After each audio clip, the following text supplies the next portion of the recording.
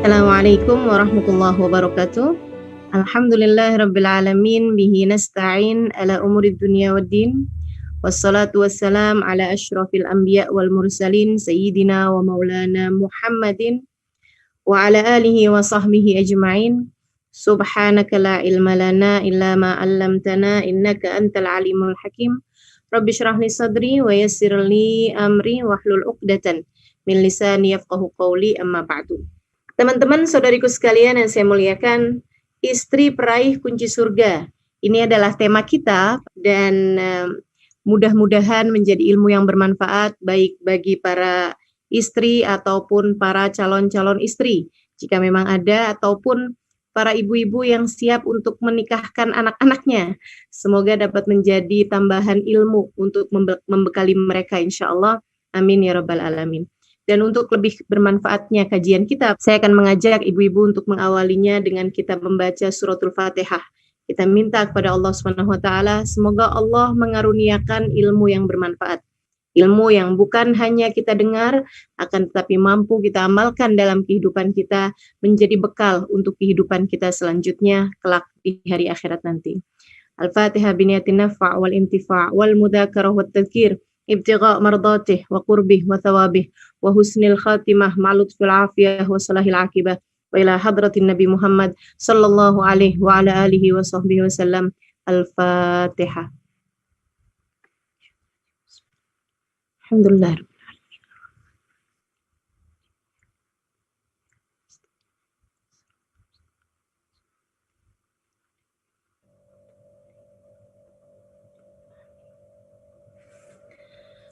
Saudari-saudariku sekalian yang saya muliakan, istri peraih kunci surga. Tentu diawali dengan adanya pernikahan yang dianggap sah dalam bingkai agama kita, dalam aturan agama kita. Dan pernikahan itu sendiri sebagaimana yang disampaikan oleh baginda kita Nabi besar Muhammad sallallahu alaihi wasallam adalah sebagai sebuah ibadah paling panjang.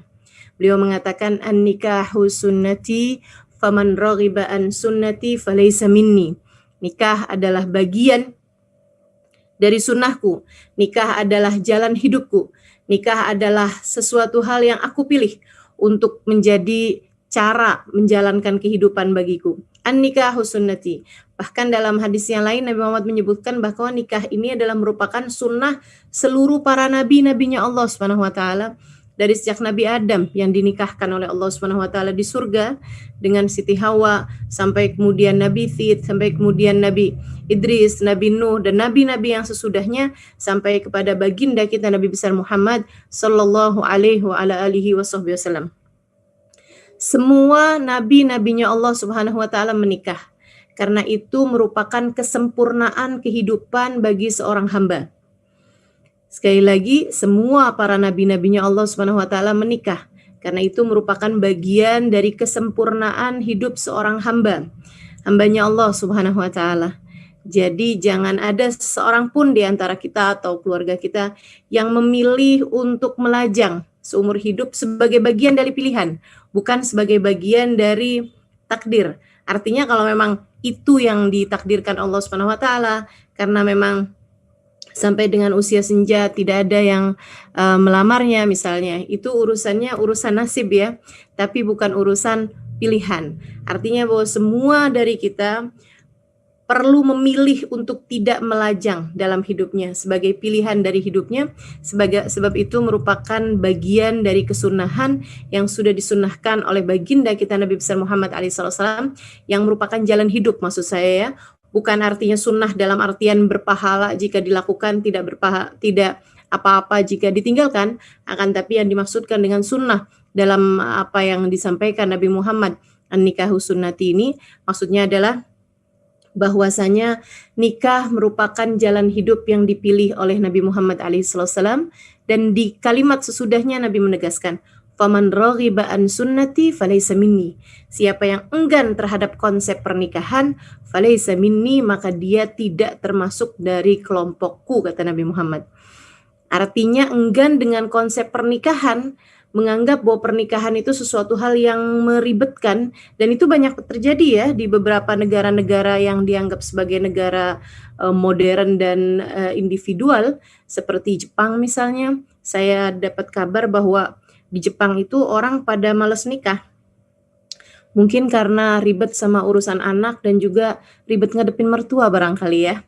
Sehingga mereka memilih untuk tidak menikah dan melajang saja seumur hidupnya. Nah, ini yang menjadi apa yang disampaikan oleh Nabi Muhammad alaihissalam tadi, bahwa faman raghiba an sunnati falaysa minni. Siapa yang enggan terhadap konsep pernikahan, dia tidak termasuk dari kelompokku, kata Nabi Muhammad alaihissalam.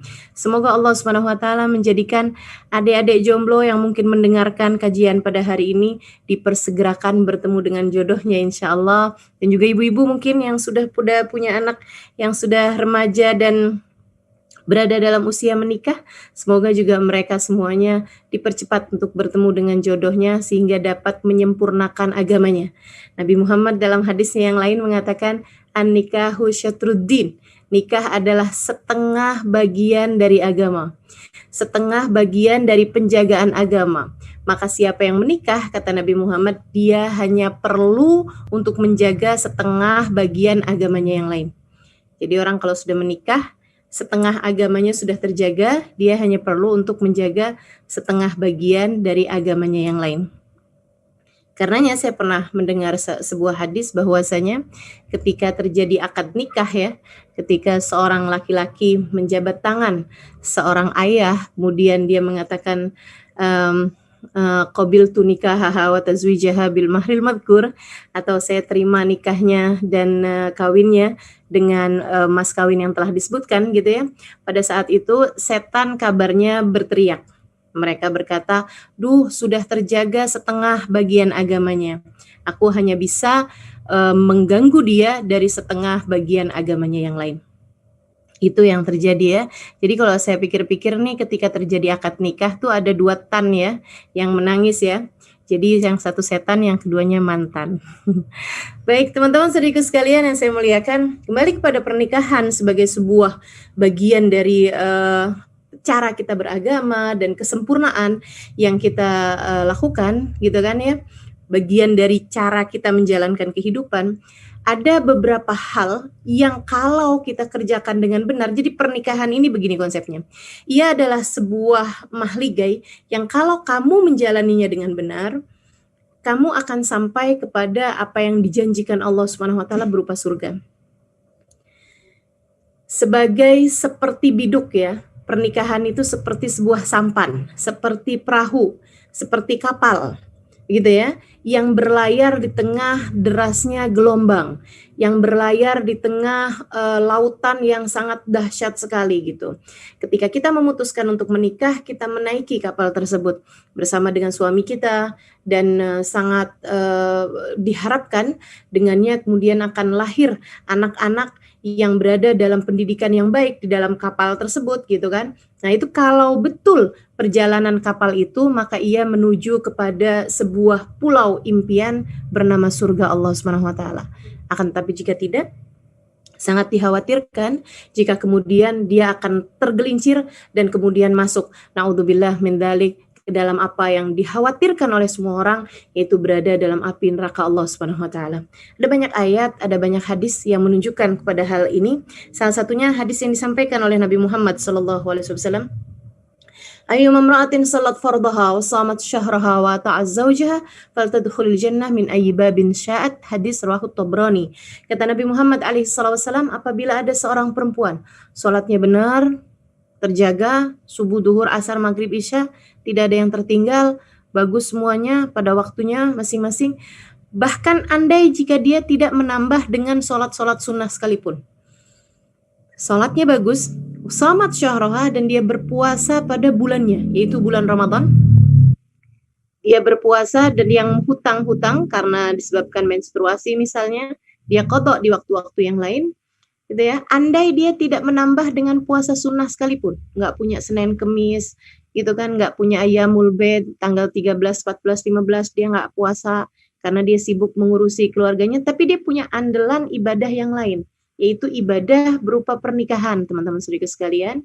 Wa ata'at zaujaha, dan dia dalam ibadah tersebut baik dengan cara ata'at zaujaha, taat kepada suaminya, memuliakan suaminya, menjadikan suaminya sebagai caranya untuk meraih keridhaan Allah Subhanahu wa taala. Maka yang demikian, kata baginda kita Nabi Muhammad alaihi wasallam, faltadkhulil jannah min ayyi babin sya'at. Dia nanti boleh masuk surga dari pintu surga manapun yang dia inginkan. Dia boleh masuk surga dari pintu surga manapun yang dia inginkan. Ini yang kita harapkan ya, menjadi istri-istri peraih kunci surganya Allah Subhanahu wa taala. Dapat kunci surganya, kemudian dapat memasukinya insyaallah. Amin ya rabbal alamin. Dan kalau nggak benar menjalaninya, pernikahan ini atau posisimu sebagai seorang istri, kalau tidak benar menjalaninya, na'udzubillah min dzalik, hanya akan menyeretmu ke dalam api neraka. Baginda Nabi Muhammad alaihi wasallam mengatakan dalam hadisnya yang lain, ayu mamra'atin qalat li zawjiha ma ra'aitu fika khairan qat tahwi biha fi nari jahannam sab'ina kharifa. Kata Nabi Muhammad, kalau ada seseorang istri berkata kepada suaminya, aduh mas, panjang hidup sama kamu isinya sengsara mulu. Saya nggak pernah melihat kamu berbuat baik pada saya. Sejak saya menikah denganmu, hidup saya menjadi seperti berada dalam neraka. Kamu adalah orang yang menyiksa kehidupan saya dari sejak saya menikah denganmu. Atau kalimat-kalimat yang sejenis itu yang menunjukkan betapa dia menghabiskan semua kebaikan-kebaikan suaminya. Orang kan nggak ada yang berbuat jelek terus-terusan ya.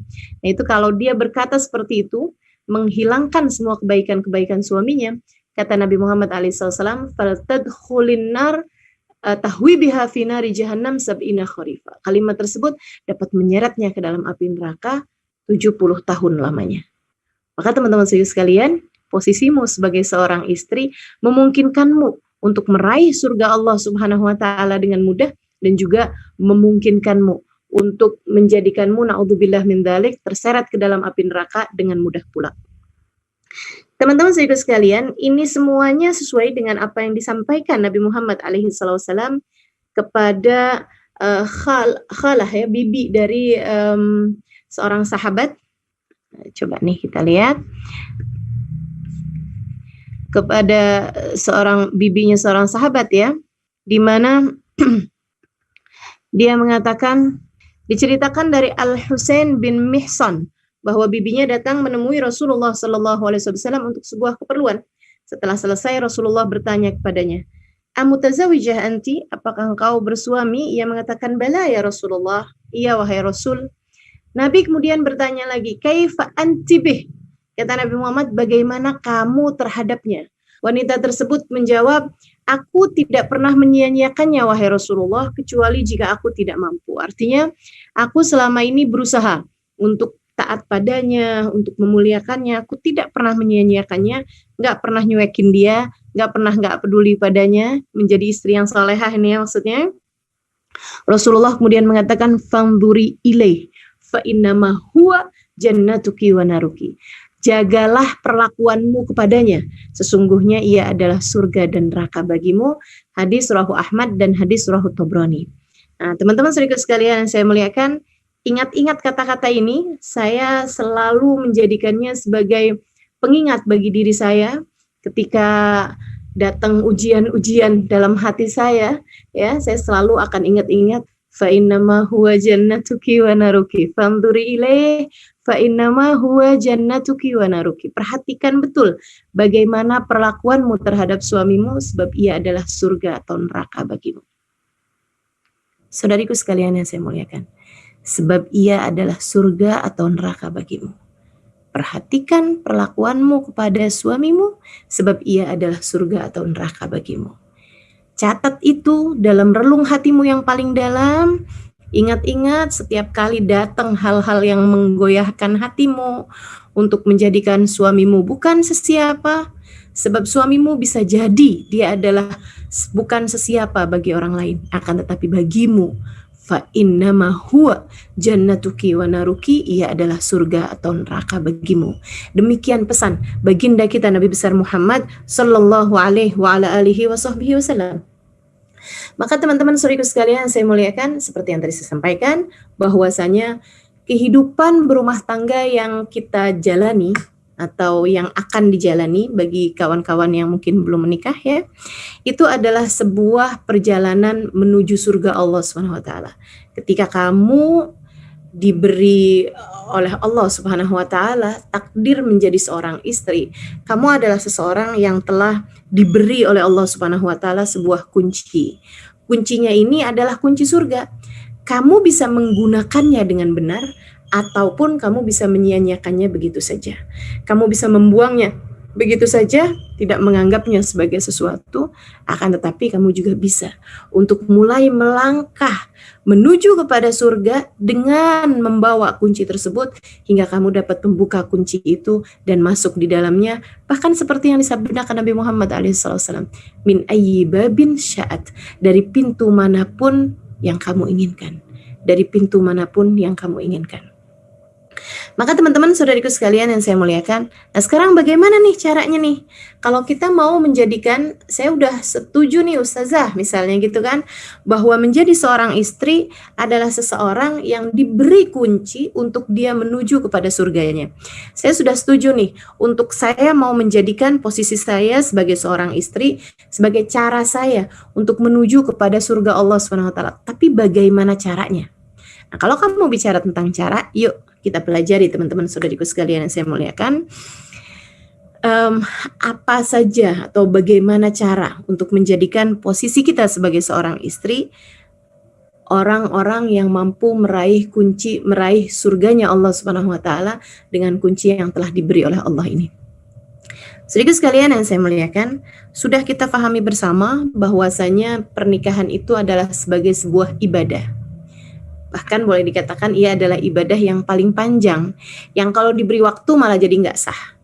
Jadi kalau misalnya waktu akad gitu kan, dibilangin gitu, saya menikahi putrimu, atau saya menikahkan kamu dengan putri saya, misalnya begitu ya, katanya seorang ayah, untuk jangka waktu 1 periode presidenan misalnya gitu, 1 periode kabinet gitu, 5 tahun maksudnya. Nah, itu malah justru nggak sah gitu. Tidak diperkenankan memberi jangka waktu untuk sebuah pernikahan. Atau saya menikahkan kamu dengan putri saya sepanjang masa pandemi.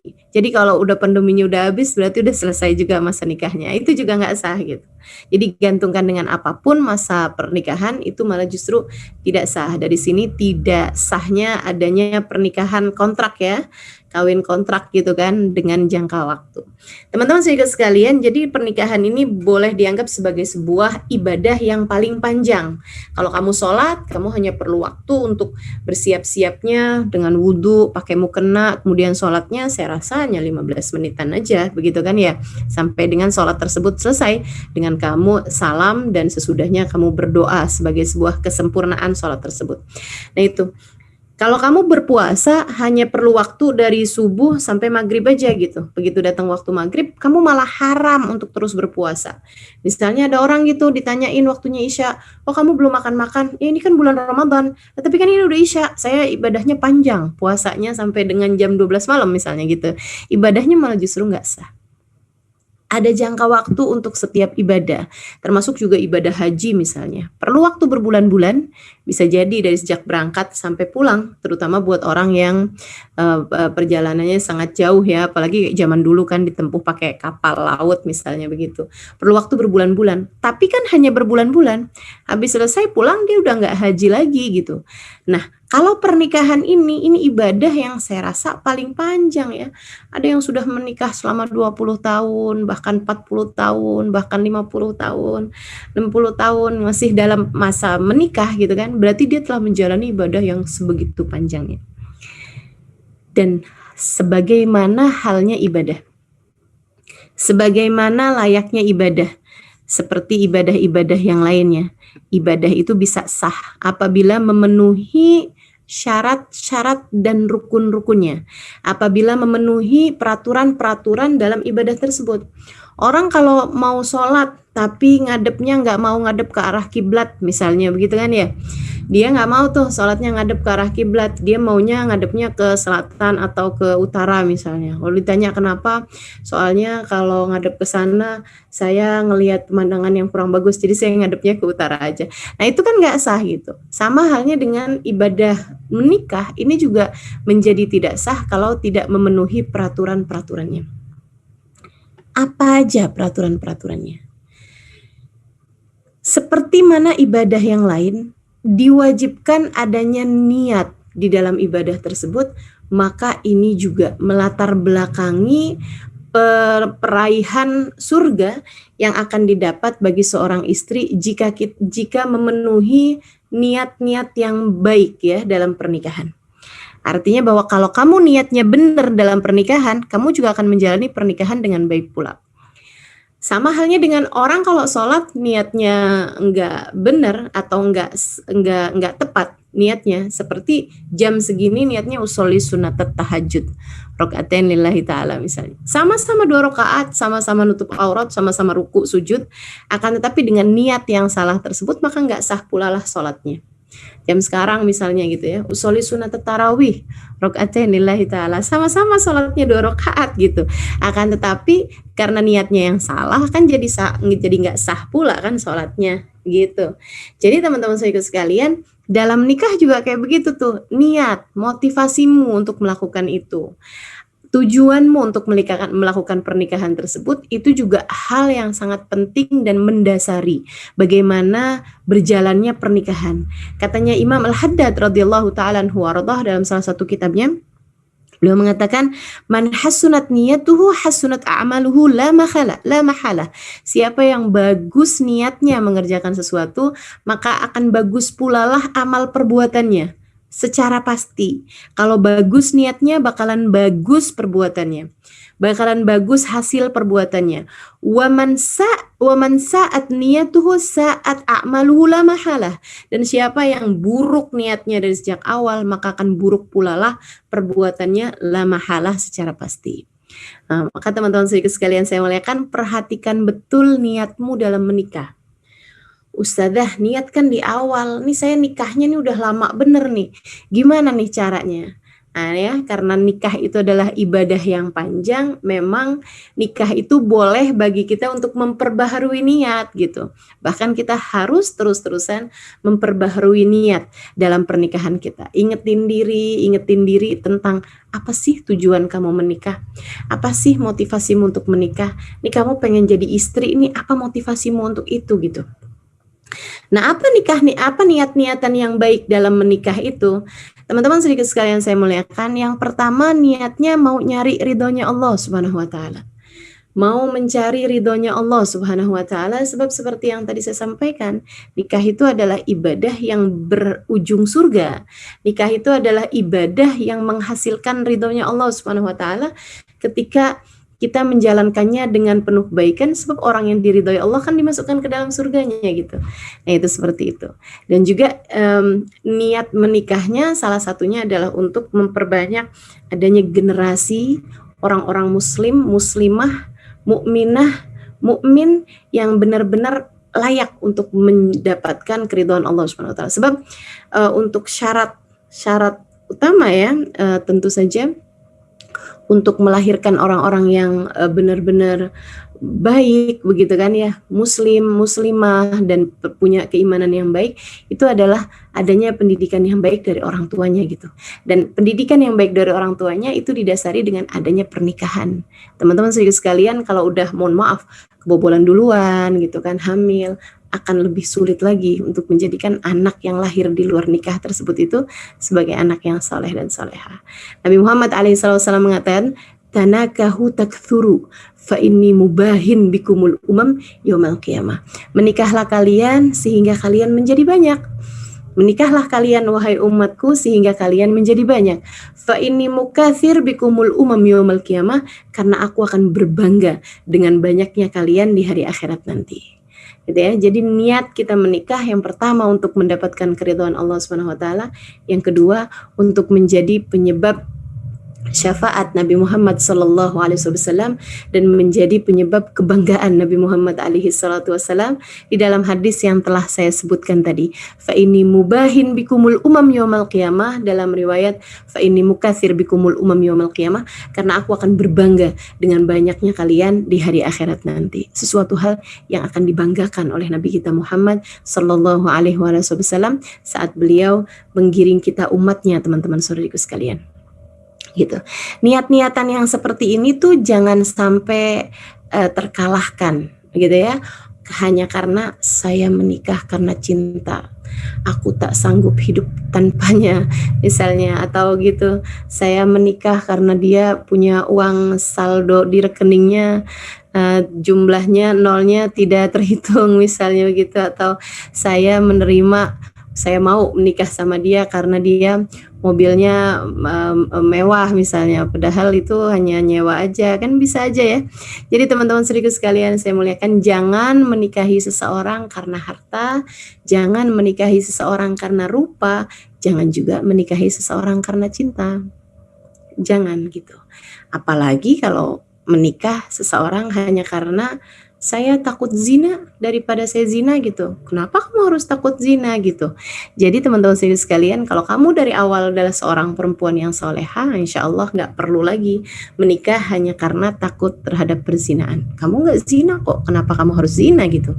Kita adalah hamba Allah Subhanahu Wa Taala yang solehah, tahu aturan, kita jauh dari hal-hal yang diharamkan oleh Allah Subhanahu Wa Taala, insya Allah. Amin ya rabbal alamin. Jadi teman-teman sekalian, sekali lagi jangan hanya menikah karena cinta ya. Saya banyak mendapati orang-orang yang menikahnya karena cinta, dia lupa bahwasanya menikah itu adalah sesuatu hal yang bentuknya rasa hati, dan rasa hati itu kamu jangan lupa juga bahwasanya Allah Subhanahu Wa Taala adalah yang membolak-balikannya. Allah menamakan dirinya Muqallibal Qulub. Makanya dalam salah satu doanya Nabi Muhammad mengatakan, ya muqallibal qulub, tsabbit qalbi ala dinik. Wahai zat yang membolak-balikan hati, tetapkanlah hati kami berada dalam keimanan padamu. Allah yang membolak-balikan hati. Betapa banyak orang yang menikah karena cinta, pada masa menikahnya 5-6 tahun kemudian atau bahkan kurang daripada itu menjadi seseorang yang menjadi paling dia benci dalam hidupnya. Yang berawal dengan aku tak mampu hidup tanpamu, berakhir dengan aku tak sanggup hidup denganmu. Yang berawal dengan hidupku bersamamu serasa surga, berakhir dengan hidupku bersamamu serasa berada dalam neraka. Maka teman-teman saudaraku sekalian, rasa yang terlalu akan berbalik menjadi sebaliknya dalam waktu cepat ataupun lambat. Ingat-ingat itu, karenanya jangan biarkan rasa-rasa yang seperti itu menjadi niat-niatmu untuk melakukan sebuah ibadah yang sedemikian agungnya. Niatkanlah pernikahanmu mencari ridha Allah, niatkanlah pernikahanmu mencari kebanggaan Nabi Muhammad alaihi salatu wasallam, dan niatkanlah pernikahanmu tersebut untuk meraih kunci surgamu sendiri, jalan surgamu sendiri, seperti yang disampaikan Nabi Muhammad alaihi salatu wasallam, fa innama huwa jannatuki wa naruki. Sesungguhnya suamimu adalah jalan surga bagimu, atau jika kamu tidak benar memperlakukannya bisa menjadi jalan neraka bagimu. Jadi teman-teman saudaraku sekalian saya muliakan, perhatikan betul bagaimana caramu memperlakukan niat di dalam hati kita ini ya. Dan ada satu hadis yang semacam mengancam gitu. Siapa yang menikahi seseorang hanya karena hartanya, Allah Subhanahu Wa Taala akan menghalangkannya dari hartanya, kata Nabi Muhammad SAW. Punya suami sih, kaya sih, tapi habis kawin bangkrut, bisa aja. Punya suami, milihnya karena dia kaya sih, tapi pelitnya nauzubillah, bisa aja gitu. Jadi yang namanya kekayaan itu Allah sudah mengancam, dalam maksudnya seperti yang disampaikan Nabi Muhammad alaihissalam ya, bahwasanya siapa yang menikahi seseorang hanya karena harta, Allah malah justru akan menghalangkannya dari hartanya tersebut, sebab memang bukan itu tujuan kita untuk melakukan ibadah yang bernama pernikahan. Kemudian yang berikutnya, ada juga orang-orang yang menikahi hanya karena rupa.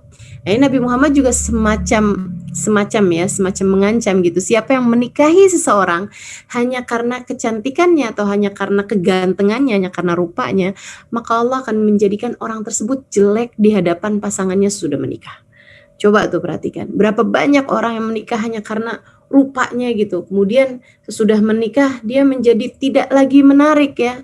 Tidak lagi menarik di hadapan pasangannya. Maka kita juga mesti jaga-jaga ini. Niatnya mesti kita perbaharui terus. Kalau dulunya saya menikah hanya karena rupa, sekarang wajiblah bagi kita untuk memperbaharui niat kita. Jangan lagi hanya karena rupanya gitu. Kalau dulunya menikah karena harta, sekarang waktunya buat kita untuk memperbaharui niat kita dan mengingatkan diri kita untuk tidak menikahi dia atau saya menjadi istrinya bukan karena rupanya, bukan karena hartanya, akan tetapi karena saya bersama dengannya semoga akan menjadi penyebab saya masuk ke dalam surga Allah Subhanahu wa taala, akan menjadi penyebab saya meraih keridhaan Allah, akan menjadi penyebab saya menjadi seorang yang layak dibanggakan di hadapan Nabi Muhammad sallallahu alaihi wasallam sebagai nabi saya.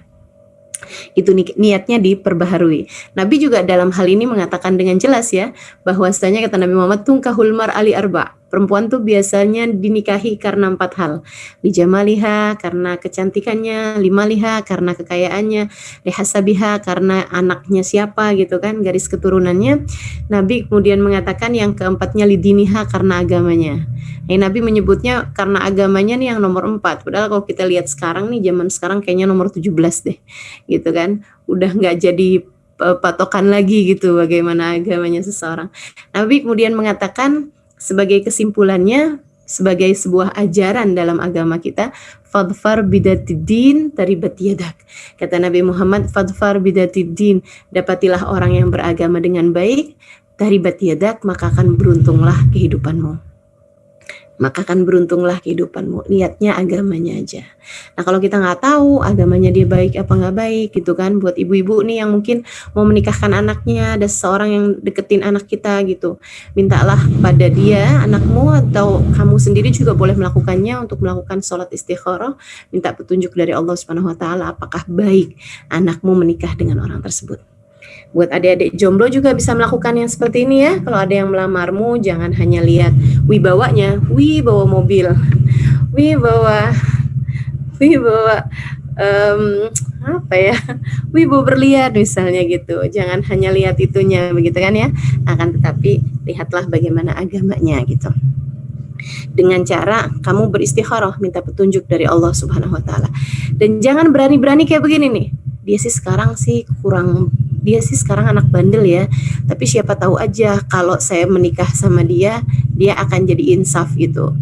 Halo teman-teman sekalian, adik-adik, nggak usah main-main sama yang namanya pernikahan. Jangan pernah berpikir nggak apa-apa deh saya nikah sama dia nih anak nakal nih, dia nih anak bandel nih, dia bad boy nih gitu kan. Nanti kalau udah nikah sama saya dia akan insaf, dia akan taubat gitu seperti janjinya sama saya gitu. Dia sih sekarang pecandu narkoba, tapi kalau kawin sama saya dia kayaknya bakalan bener deh gitu. Berapa banyak kan orang-orang yang dulunya kayak gitu terus kemudian jadi baik gitu. Bisa begitu, tapi bisa juga sebaliknya. Kamunya jangan-jangan yang ikut-ikutan. Naudzubillah min dzalik. Maka jangan berani-berani memutuskan hal yang seperti itu. Kamu tidak sekuat itu, Dek. Baik, teman-teman sekalian saya muliakan, maka yang pertama, ya seperti yang tadi saya sampaikan ya, perbaharui niat. Niatnya betul-betul sesudah beristikharah gitu kan, hasilnya baik, diniatkan mau nyari ridha Allah, mau nyari syafaat Rasulullah, mau nyari jalan surga bagi saya gitu. Makanya pastikan bahwasanya seseorang yang kamu menikah dengannya adalah orang soleh, sekurangnya dia melakukan perintah-perintah Allah Subhanahu Wa Taala yang wajib-wajib seperti kayak sholat gitu kan, dia tidak tinggal gitu. Saya pernah menulis, jangan pernah mau menikah dengan lelaki yang tidak sholat. Allah aja dia tinggalin, apalagi dirimu. Allah aja dia tinggalin, apalagi diri kamu gitu. Allah loh yang nyiptain dia tinggalin gitu, apalagi dirimu.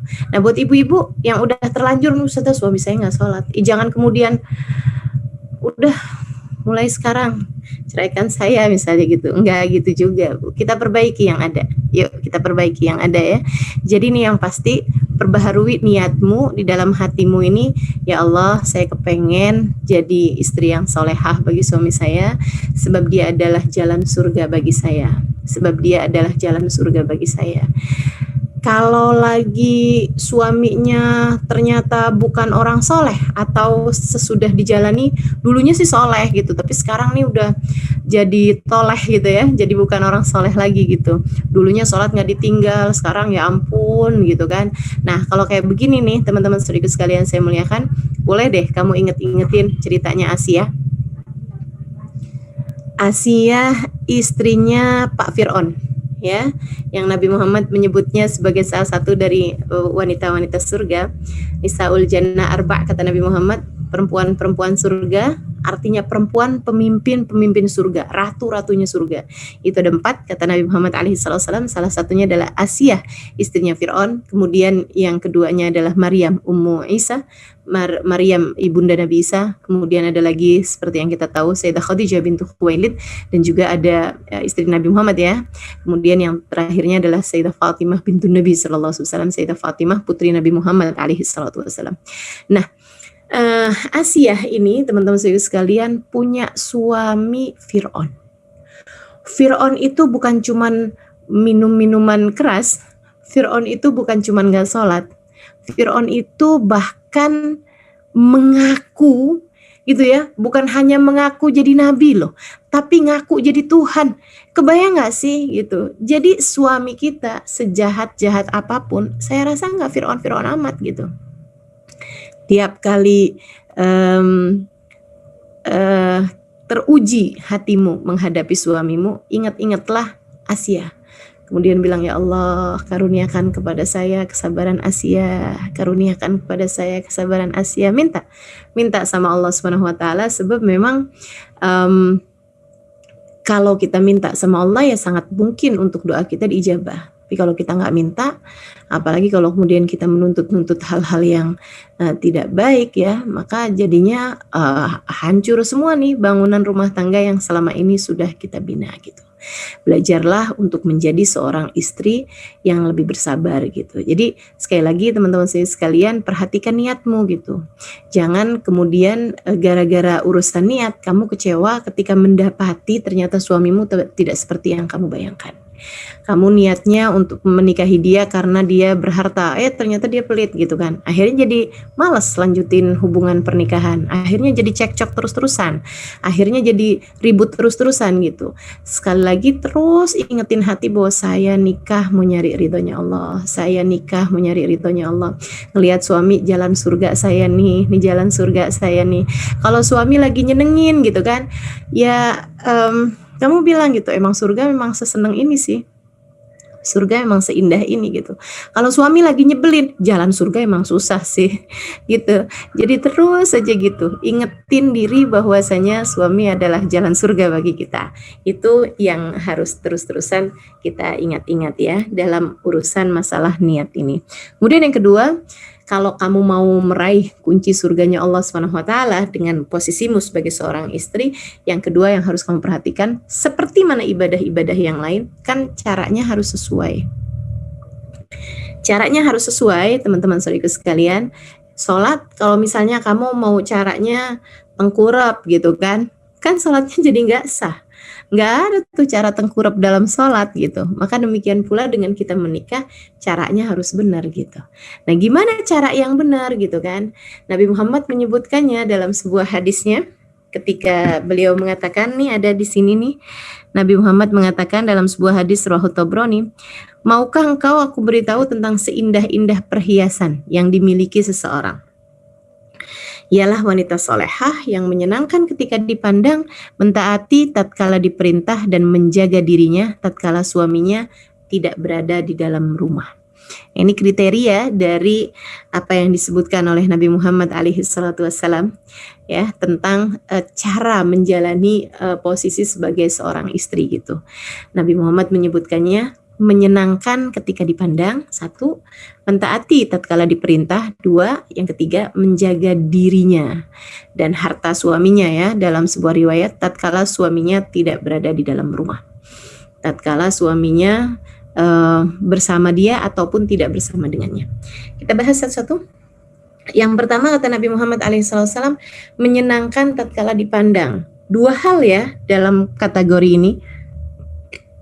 Maaf. Menyenangkan ketika dipandang itu dalam dua sisi gitu, secara zahir maupun secara batin. Secara zahirnya berusahalah untuk tampil baik di hadapan suami.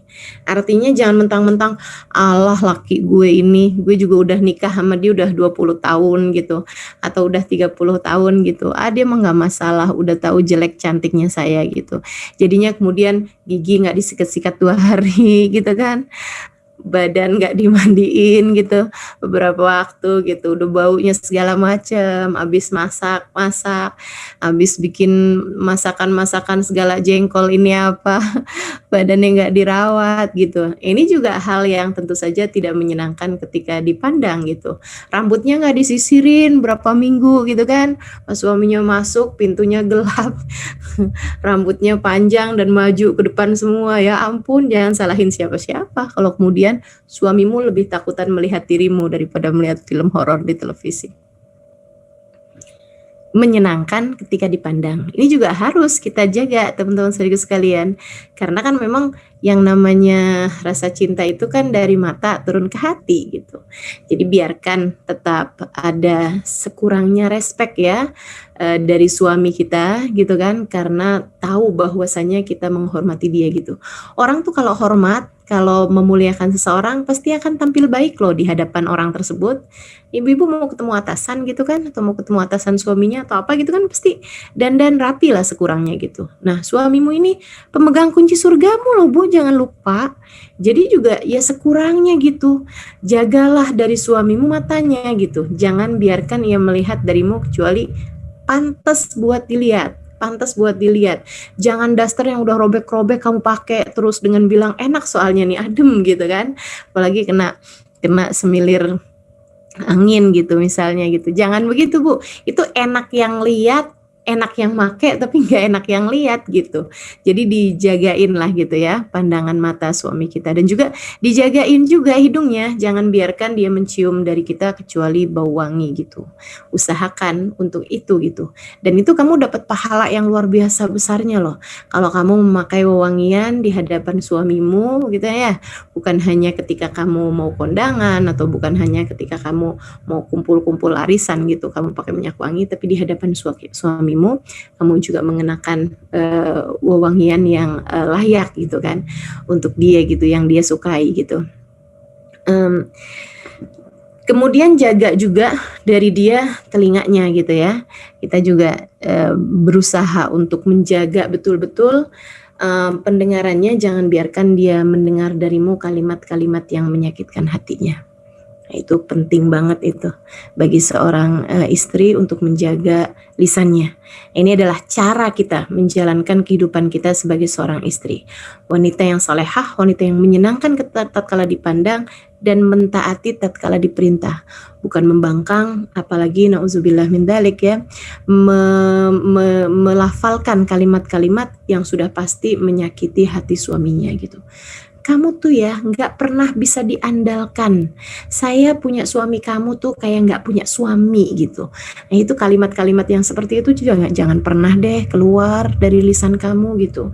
Apalagi pakai acara nyebut-nyebut mantan. Saya nyesel kawin sama kamu. Coba kalau saya kawin sama dia. Sekarang dia udah jadi ketua apa misalnya gitu ya. Nah itu jangan sampai terjadi. Hal yang seperti itu menyakitkan hati suamimu. Gantilah kalimat-kalimatmu itu dengan kalimat-kalimat yang manis. Qaulan karima, Allah Subhanahu wa taala menyebutnya ya.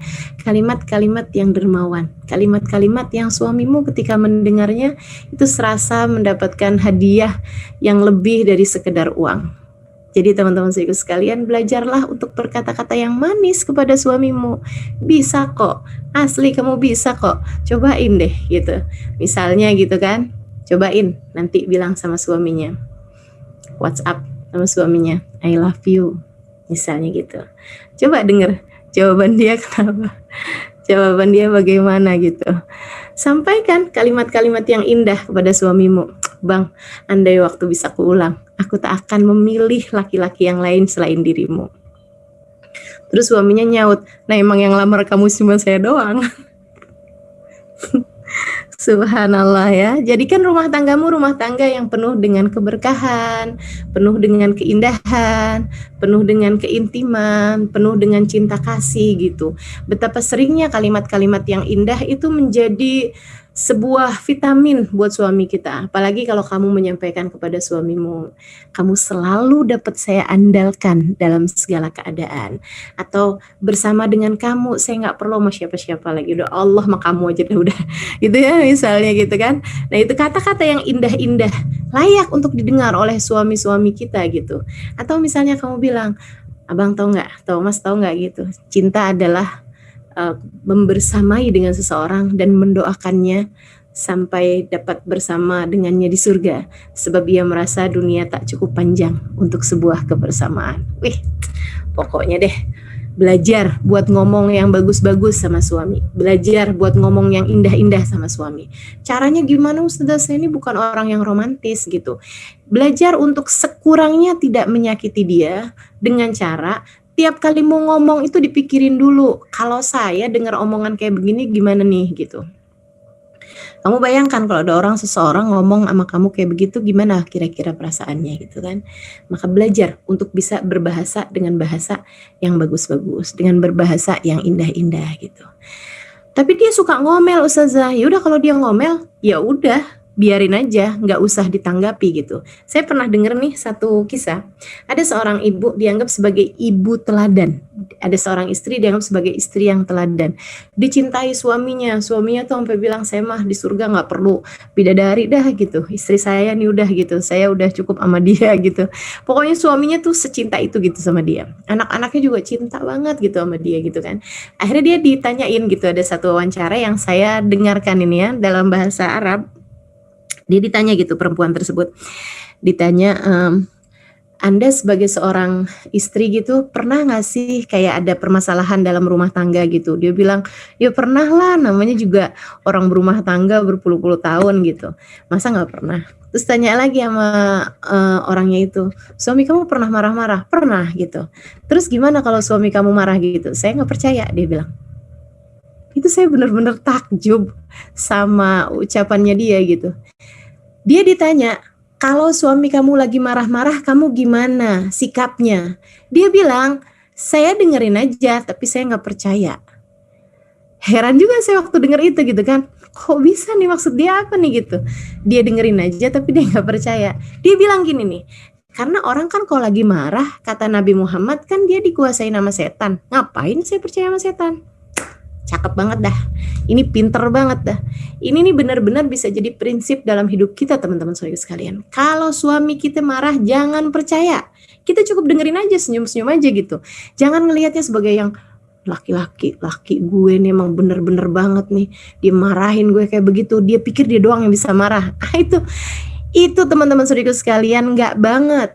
Saya pernah loh lihat, saya satu hari pernah ada kucing naik ke atas meja makan saya gitu. Dia kayaknya mau nyuri ikan gitu kan, udah keciuman bau ikan, dia naik ke atas meja makan saya.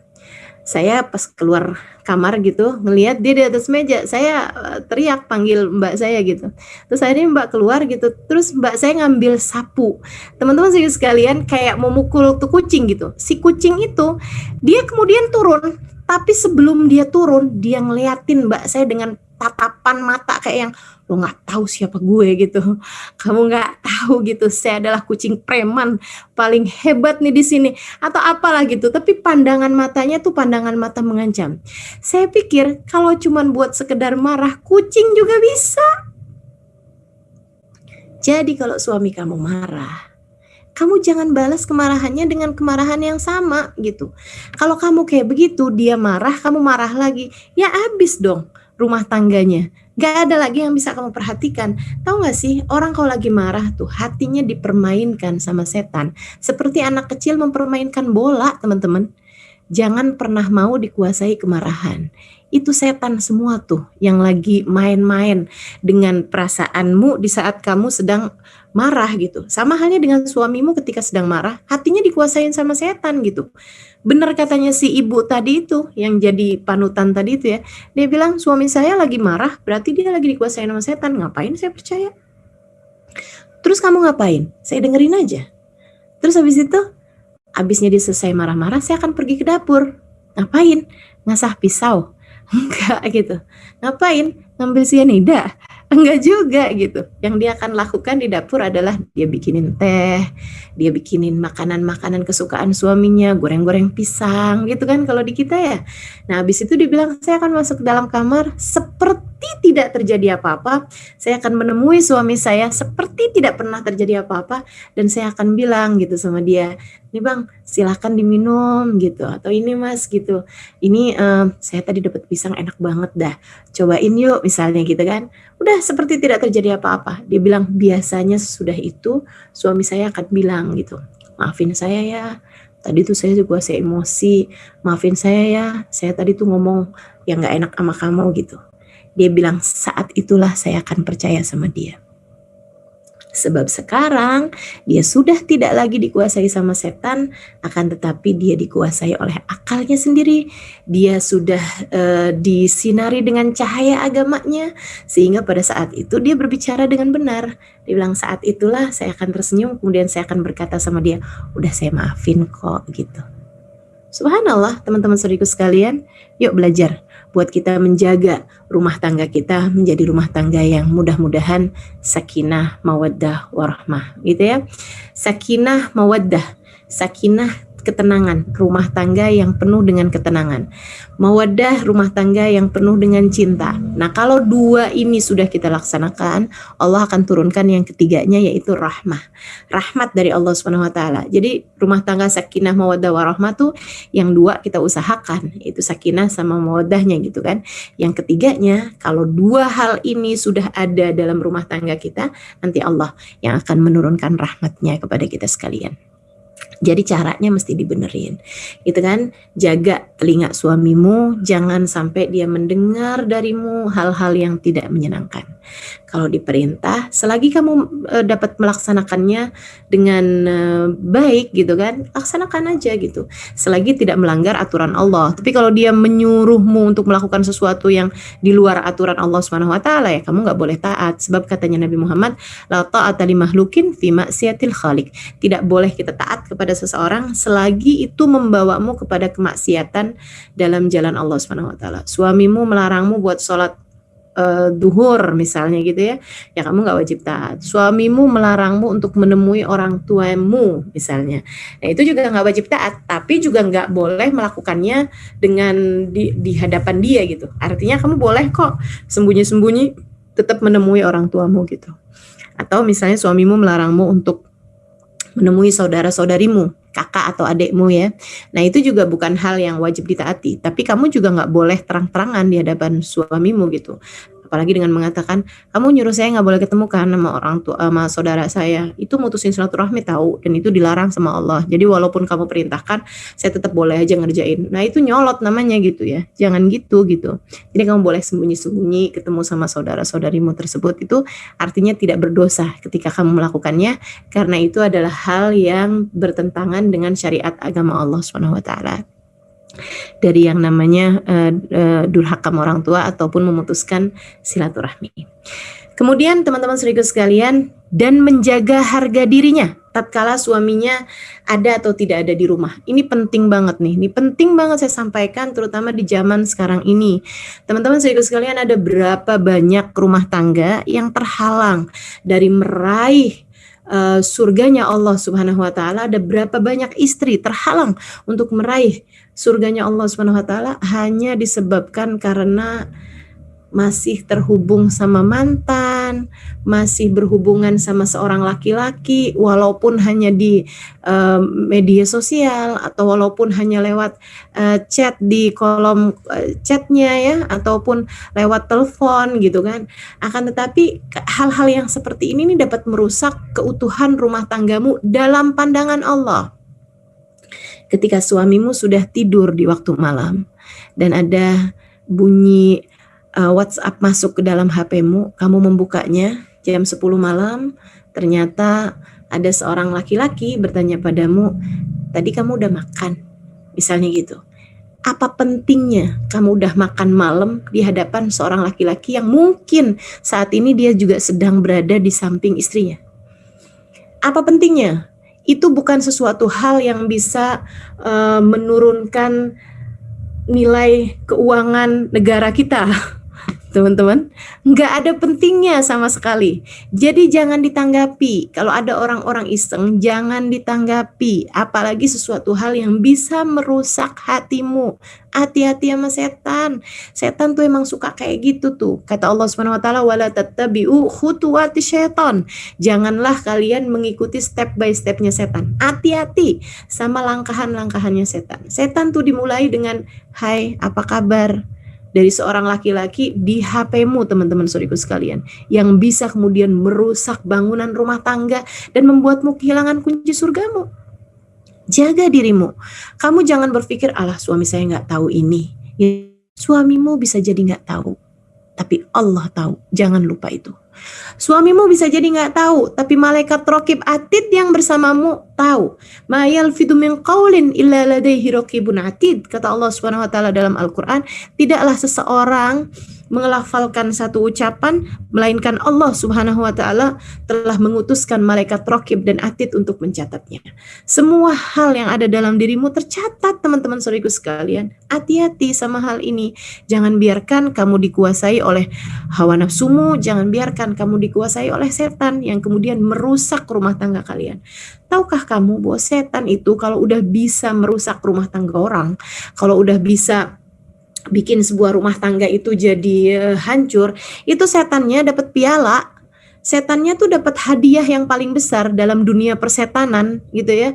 Dia bisa diangkat jadi setan of the moon atau setan bulan ini gitu ya, atau setan tahun ini gitu. Ketika dia mampu menjadikan rumah tangga yang asalnya tenang-tenang aja kemudian jadi berantakan. Jangan mau dikuasai setan hanya karena hal-hal yang seperti ini. Untuk membuatmu kemudian ngerasa suami saya nggak cukup perhatian sama saya, nih laki-laki ini nih perhatian banget sama saya, nanyain aja gitu, saya tadi makan apa gitu kan. Nah ini jangan biarkan hatimu dikuasai oleh hal yang seperti ini. Ingetin suamimu jalan surgamu, suamimu kunci surgamu, ingetin itu gitu. Kemudian ingatkan kepada dirimu sendiri, saya tidak mau kehilangan surga saya. Kalau saya kehilangan kunci surga saya gitu, di mana lagi saya akan mencarinya. Saya nggak mau kehilangan itu. Terus ingetin diri sendiri untuk jangan mau-maunya kamu hancurkan apa yang selama ini sudah kamu punya dengan hanya perhatian sedikit yang kamu dapat oleh seorang yang tidak berada dalam hubungan yang sah denganmu. Teman-teman saudara sekalian, memang sih kadang-kadang ya yang haram-haram tuh kelihatannya jadi cakep gitu. Karena memang setannya itu zayyana syaitan lahum a'malahum. Setan tuh suka memperlihatkan yang jelek-jelek tuh kayak bagus gitu. Itu emang kerjaannya setan. Biarin aja setan mengerjakan jobnya. Nah kamu sebagai hamba Allah juga silahkan. Kamu tunjukkan job kamu. Bagaimana baiknya kamu menjalankan perintah Allah Subhanahu wa taala menjadi istri yang salehah. Semoga Allah mampukan kita semuanya insya Allah. Amin ya rabbal alamin. Jadi jaga dirimu, jaga harta suamimu, jaga harga diri, nama baik keluargamu ya, jaga dengan baik ketika suamimu ada di dalam rumah ataupun ketika suamimu tidak berada di dalam rumah. Kemudian teman-teman saudariku sekalian saya muliakan, hal penting lainnya yang juga saya rasa perlu untuk saya sampaikan, kalau kamu ingin menjadi istri yang dapat meraih kunci surga Allah Subhanahu wa taala dan masuk surga dengan posisimu sebagai seorang istri ya, adalah untuk memastikan bahwasanya dirimu dan suamimu jauh dari harta yang haram. Harta itu kayak bensin loh teman-teman. Kalau bagus, jalannya bagus. Tapi kalau salah, nggak bisa jalan, bahkan bisa menghancurkan semua mesinnya gitu ya. Kalau kayak ibarat kendaraan gitu. Kalau kendaraan itu bahan bakarnya bensin terus kamu isinya dengan spiritus misalnya gitu, nah itu kan bisa berantakan semua, bisa hancur semuanya gitu. Nah itu tuh bahan bakarnya rumah tangga kita tuh adalah harta halal. Kalau harta yang masuk maksudnya gitu ya, harta masuk. Kalau hartanya halal maka berjalannya dengan baik gitu. Mobil nih kalau diisi dengan bensin, apalagi bensinnya bensin yang bagus gitu kan, bukan hanya apa tuh namanya, bensin yang iya, yang mestinya bensin diisi solar gitu kan, bisa jalan sih tapi kan kurang bagus gitu. Nah kalau misalnya diisinya dengan Pertamax gitu kan, walaupun dia cukup dengan Pertalite ya namanya ya, misalnya gitu, cukup dengan Pertalite tapi dia isinya dengan Pertamax gitu, atau apalagi Pertamax Plus, waduh jalannya bisa kenceng banget gitu. Demikian pula dengan sebuah rumah tangga. Rumah tangga kalau bahan bakarnya bagus, hartanya halal, insya Allah jatuhnya jadi bagus semuanya gitu. Akan tapi kalau belum udah diisinya dengan harta yang haram, na'udzubillah min dzalik, nanti susah untuk menjaga keutuhan rumah tanggamu. Jadi beranilah berkata kepada suamimu, hati-hati bang, hati-hati mas, jangan pernah mau membawa ke dalam rumah kita harta yang tidak jelas kehalalannya. Sebab kita semuanya enggak kuat kalau sampai harus terpisah di dunia untuk kemudian terpisah di akhirat. Coba deh teman-teman, coba silahkan aja lihat, perhatikan dengan seksama. Orang-orang di kantormu, orang-orang di sekelilingmu, orang-orang yang kamu kenal gitu, yang berani-berani sama yang haram, coba perhatikan rumah tangganya kayak gimana. Hancur semua.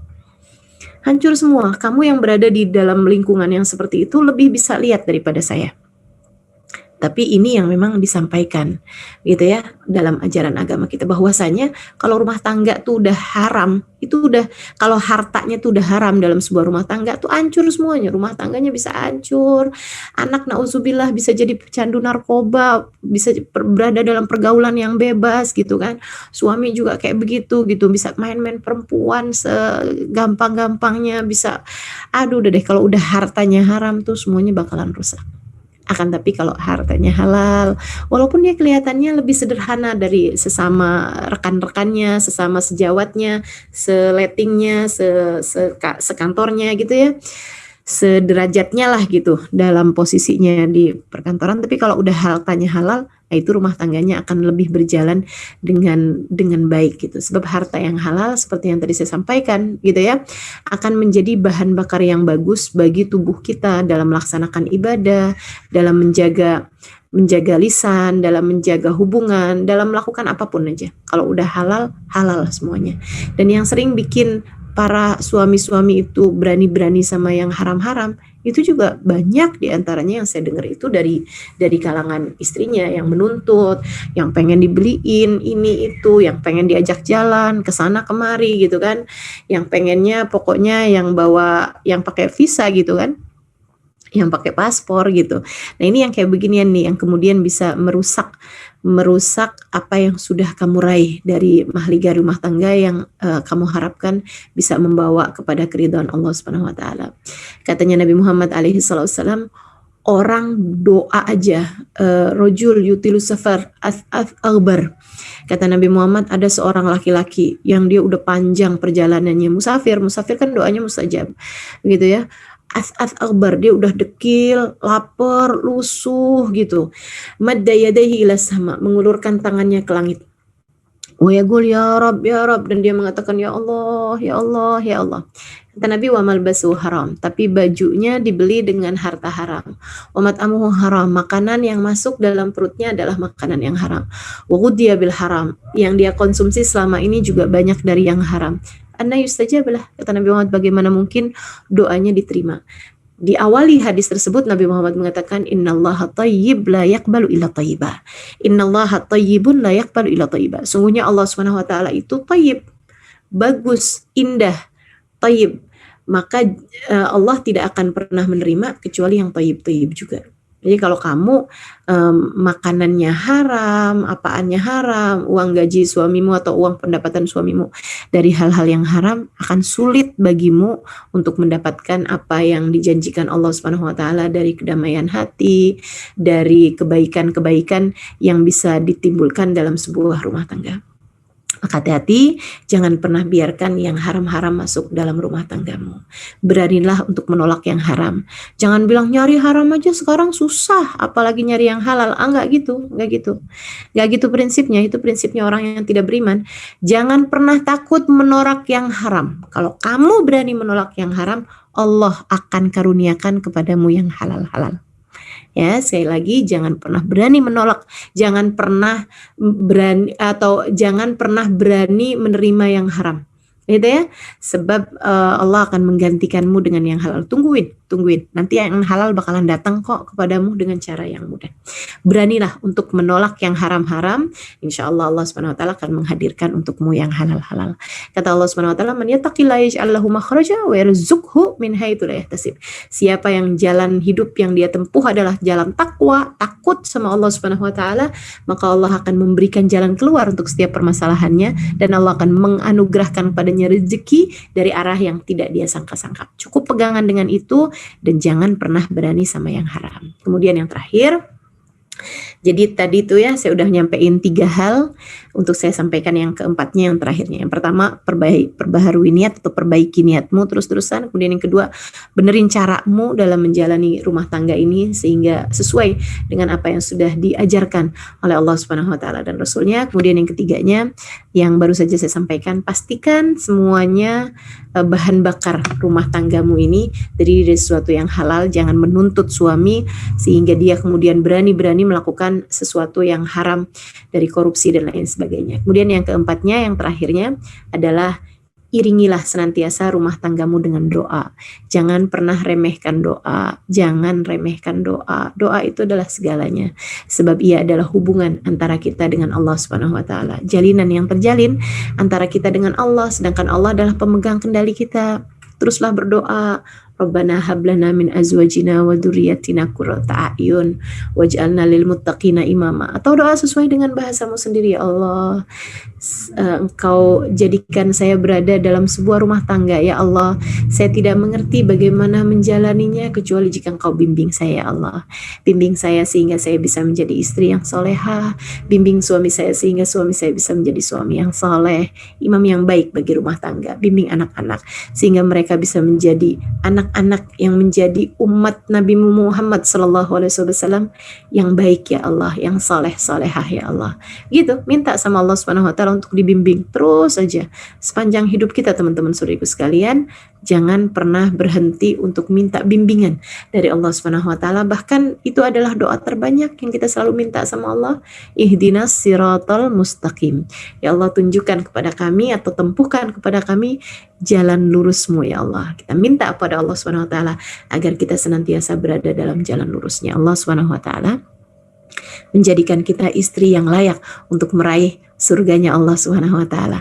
Oh ya, ada satu tips, trik terakhir ini ya, saya sampaikan kepadamu. Tiap kali masuk rumah silahkan baca, selain daripada ayat kursi, baca Al-Ikhlas. Selain dari ucap salam, baca ayat kursi, yaitu bikin adem rumah tangga kita sehingga rumah tangganya tidak dikuasai setan ya. Dan minta juga suami untuk melakukannya. Tiap masuk rumah habis ucap salam, suruh baca ayat kursi biar hatinya pada adem orang di dalam rumah. Kalau suami masuk sambil marah-marah, minta dia buat keluar dulu untuk baca ayat kursi, insya Allah ini ya. Jadi lebih adem suasana hatinya. Kemudian juga baca Qul huwallahu ahad atau surat Al-Ikhlas ketika masuk rumah juga. Ini akan membuat kita insya Allah rezeki nggak kurang-kurang. Ya, rezeki nggak kurang-kurang masuk dalam rumah kita. Itu yang diajarkan baginda kita Nabi besar Muhammad sallallahu alaihi wasallam, menjadikan rumah tangga kita rumah tangga yang penuh dengan keberkahan, penuh dengan pandangan kasih sayang dari Allah Subhanahu Wa Taala insyaallah. Rabbana zalamna anfusana wa illam taghfir lana wa tarhamna lanakunanna minal khasirin. Rabbana atina fid dunya hasanah wa fil akhirati hasanah wa qina adzabannar. Wa sallallahu ala sayyidina Muhammadin wa ala alihi wa sahbihi wasallam. Da'wahum fiha subhanakallahumma wa tahiyyatuhum fiha salam. Akhiru da'wana anilhamdulillahi rabbil alamin. Taqabbalallah minna wa minkum taqabbal ya karim. Semoga semudah mendengarkannya pada hari ini. Allah mudahkan kita untuk dapat mengamalkannya. Ala hadihi niyah wa ila hadratin Nabi. Al-Fatihah. Bismillahirrahmanirrahim. Alhamdulillah rabbil alamin. الرحمن الرحيم مالك يوم الدين إياك نعبد وإياك نستعين اهدنا الصراط المستقيم صراط الذين أنعمت عليهم غير المغضوب عليهم ولا الضالين آمين ربنا تقبل منا إنك أنت السميع العليم تب علينا إنك أنت التواب الرحيم دوام فيها سبحانك اللهم وتحياتهم فيها سلام آخر دعوانا أن الحمد لله رب العالمين. Mudah-mudahan bermanfaat, kurang lebihnya mohon maaf. Wal afu minkum.